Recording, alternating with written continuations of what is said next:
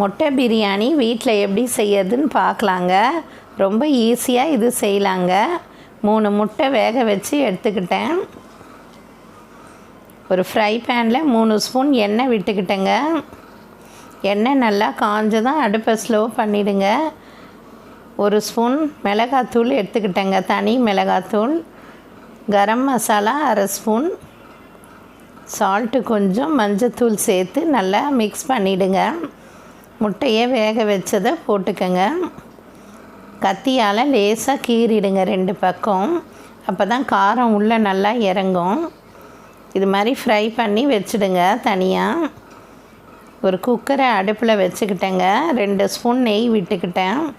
நெய் நல்லா காஞ்சதும் எண்ணெயும் சேர்த்துக்கிட்டேங்க.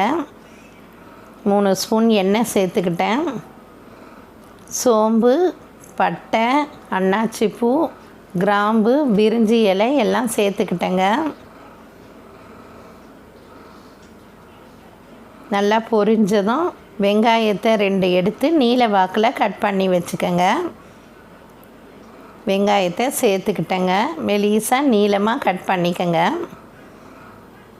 நல்லா கோல்டன் ப்ரௌனாக வதக்கிக்கங்க. தக்காளி 2 எடுத்து நீல வாக்கில் கட் பண்ணிக்கிட்டேன். 2 பச்சை மிளகாய் எடுத்துக்கிட்டேங்க. 1/2 டம்ளர் அரிசி பாஸ்மதி எடுத்து கழுவி வச்சுக்கிட்டேன். நல்லா வதக்கி விட்டுக்கோங்க. வெங்காயம், தக்காளி, பச்சை மிளகாலாம் நல்லா வதக்கிடணும். புதினா இலைங்களை சேர்த்துக்கங்க. நல்லா கலந்து விடுங்க. இஞ்சி பூண்டு பேஸ்ட்டும் சேர்த்துக்கிட்டேங்க.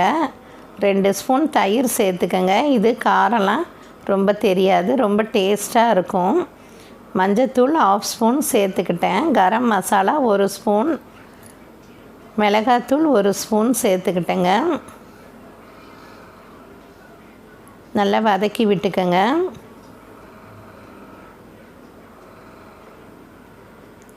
சால்ட்டு தேவையான அளவு எடுத்துக்கிட்டேங்க.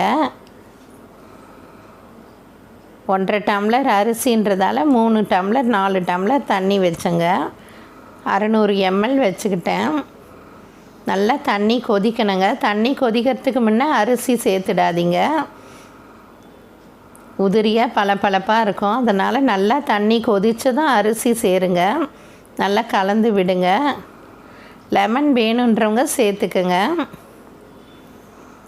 லெமன் ஜூஸ் 1/2 ஸ்பூன் சேர்த்துக்கிட்டேன். 10 நிமிஷம் கழித்து மூடி போட்டு மூடி வேக வச்சுட்டேங்க. பாதி வெந்துடுச்சு பாருங்கள். நல்லா உதிரியாக பளபளப்பாக இருக்குது பாருங்கள். நல்லா கிளறி விடுங்க.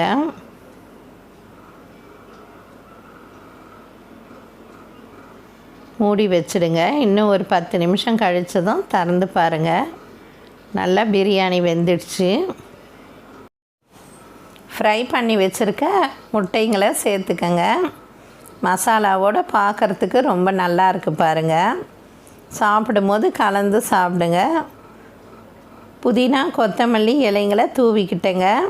முட்டை பிரியாணி ரெடி ஆயிடுச்சு. 2 பேருக்கு உண்டான அளவு நான் செஞ்சுருக்கேங்க. உங்களுக்கு அதிகமாக தேவைப்பட்டால் இதே மெத்தடில் செஞ்சு பாருங்கள். முட்டை பிரியாணி, தயிர் பச்சடி சைட் டிஷ்ஷாக எடுத்துக்கிட்டேங்க. நீங்களும் ட்ரை பண்ணி பாருங்கள். தேங்க்யூ.